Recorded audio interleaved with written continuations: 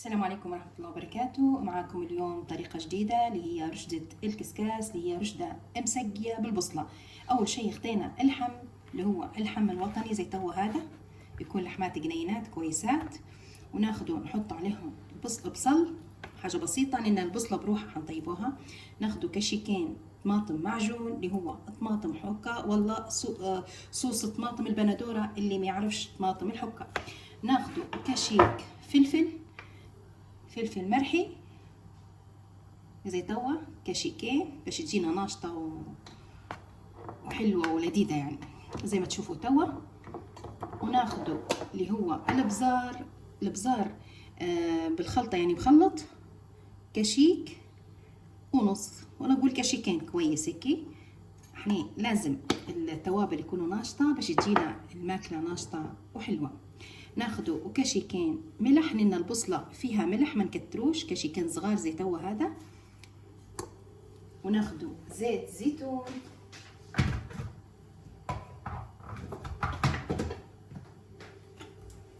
زيت الزيتون نصبه عليه الحمنة وبصلنا باش يتفوح مع بعضه.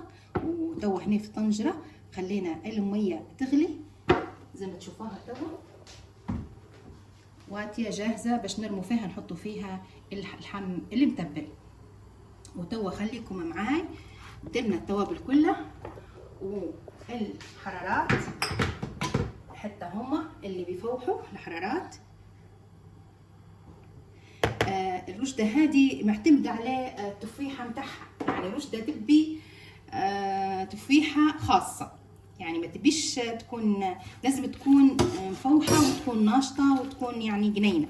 نخلط اللحم اللي هو هذا اللي تشوفوا فيه بالتوابل بالطريقة هذه باش التوابل يخشوا في اللحم، واللحم يعطي طعمه، حتى لما يطيب يبدا طعمته يعني مفوح بالتوابل. زي توا نخلطوه كله. في ناس اخوات ما همش يعني من نفس البلده، احنا نقولوا الفلفل الاحمر اللي هو المرحي، يعني الفلفل المجفف المرحي. والبزار هم يقولوا كركب، احنا نقولوا بزار، اللي هن احنا اللي نعتمدوا عليه في التطيب، يعني زي ما نقولوا اكلاتنا، يعني نخلطوا فيه بشويه حراره، يعني مش بزار يعني كركب بس اصفر، لا، نحطوا فيه معاه حرارات وهلبة حاجات يعني جنينه باش يتبل. زي توا تبلنا اللحم بالطريقه هذه،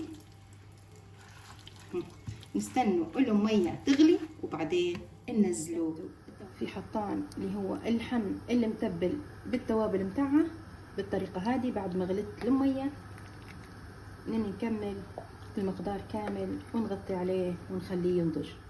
نجو هنا للرشدة. الرشدة لازم نفوحوها بالإدام، يعني اللي هو الدهان زي توا هيك، ونتبلها نطفحوا. شفتوا زي توا هيك ناخدوا الدهان متاع الصوص اللي درناه اللي هو باللحم اللي شفتونا بكري درناه لما طاب اللحم كله، وهي مبوخه طبيخه واحده، هذه طبيخه ثانيه بالإدام، ونحللوها بشويه وردوها ثاني على النار. ومجرد ما تطيب ان شاء الله باذن الله حنسقيها وتشوفوها قدامكم. ما تنسوش شويه زهر وشويه سمن حكاني اللي هو حلو.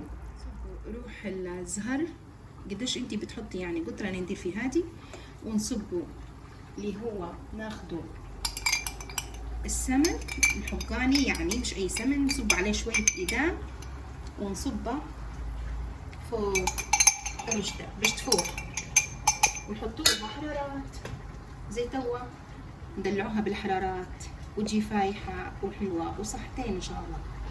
زي توا ولتنا رشيده ما شاء الله حبه بحبه، نحطها بشويه على الكسكس. نبدو توا في تسقاية الرشدة بالطريقة اللي شوفوا فيها. نحطوا لحماتنا ونصبوا شوية إدام زي توا متاعتنا، زي شفتوا بصل وحمص وتوابل.